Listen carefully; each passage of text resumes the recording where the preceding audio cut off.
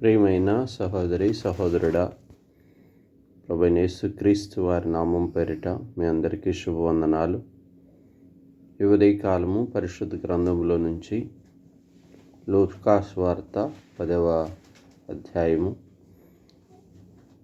44వ వచనాన్ని ధ్యానాంశముగా తీసుకుందాం.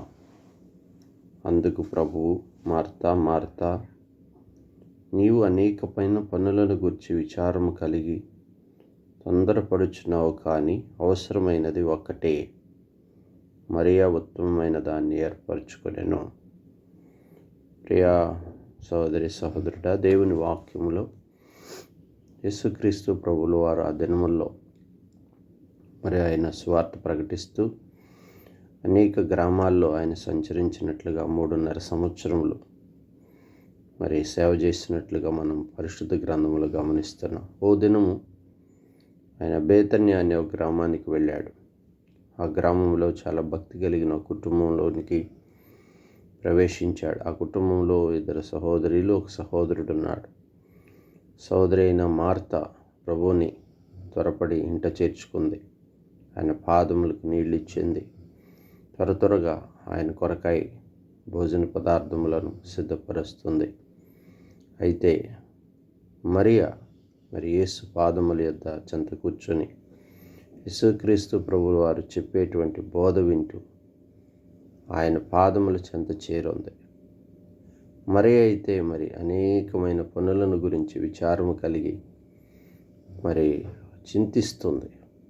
యేసు ప్రభువుల వారి దగ్గరకు వచ్చి కూడా చెప్తుంది, అయ్యా ఎన్నో పనులు, విస్తారమైన పనులు ఉన్నాయి కదా, మా సహోదరి మరియ నీ పాదాల దగ్గర ఉంది, కాస్త సహాయం చేయమని చెప్పవా అని అంటుంటే, అప్పుడు ఆయన అంటున్నాడు, లేదు లేదు తల్లి, నువ్వు చాలా విచారం కలిగి ఉంటున్నావు లోక పనుల్లో. అయితే మరియ ఉత్తమమైన దాన్ని ఏర్పరచుకున్నది.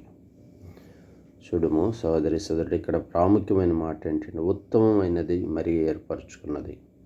మన జీవితాల్లో కూడా మనం లోకంలో ప్రయాణిస్తున్నప్పుడు అనేకమైన పనులను గురించి విచారం కలిగి ఉంటాం.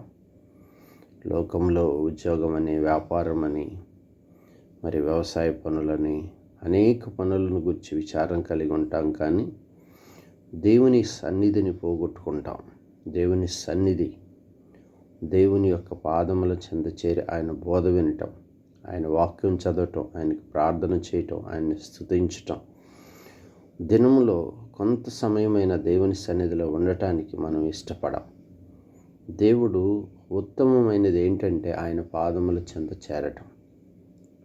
ప్రియ సహోదరి సహోదరుడా, మరియ ఆ కుటుంబంలో చాలా ప్రార్థనాపరురాలు, దేవునికి ఇష్టకరముగా జీవిస్తుంది, దేవుని సన్నిధిని కోరుకుంది. యేసు పాదముల చెంత చేరి ఆయన పాదములను ముద్దు పెట్టుకుంటుంది. ఆయన పాదములను తన వెంట్రుకతో తుడుస్తుంది. ఆయన సన్నిధిలో ఉంది. ఆయనకి ఇష్టాలుగా ఆయన ఏం చెప్తాడా అని వింటుకు సిద్ధముగా ఉంది. నీ జీవితంలో కూడా నువ్వు కూడా మార్త వలె సోదరి సహోదరుడా, విస్తారమైన పనుల భారంతో దినమెల్లా కష్టపడి పనిచేస్తూ ఉదయం మొదలుకొని రాత్రి వరకు తీరిక లేని పనుల భారంతో, లోకంలో విచారంతో, దుఃఖంతో సమయాన్ని వెళ్ళబుచ్చుకుంటూ నీ ఆత్మీయ జీవితాన్ని పాడు చేసుకుంటున్నావా? అయితే ఈ ఉదయకాలమైన నిన్ను నువ్వు సరిచేసుకో. ఉత్తమమైన దాన్ని ఎంచుకో. దేవుని సన్నిధిలో కొంత సమయం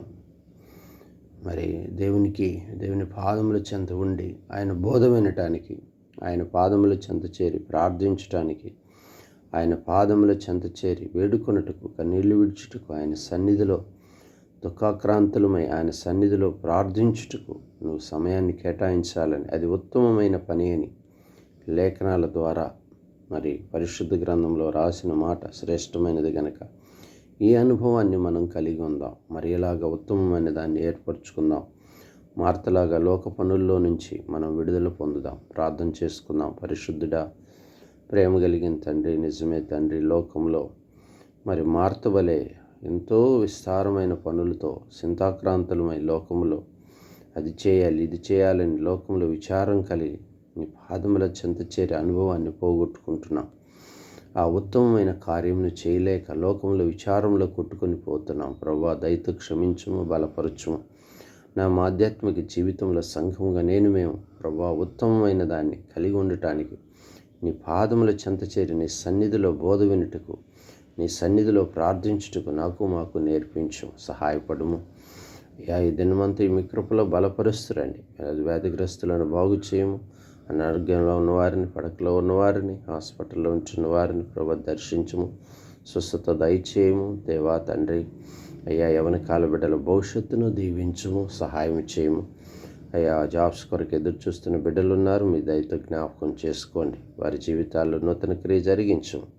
ఈ దినమంతా మీ కృపలో బలపరుస్తారమని మీ చేతికి అప్పగించుకుంటూ యేసునామమున ప్రార్థించి స్తుతించి వేడుకుంటున్నాము తండ్రి. ఆమేన్.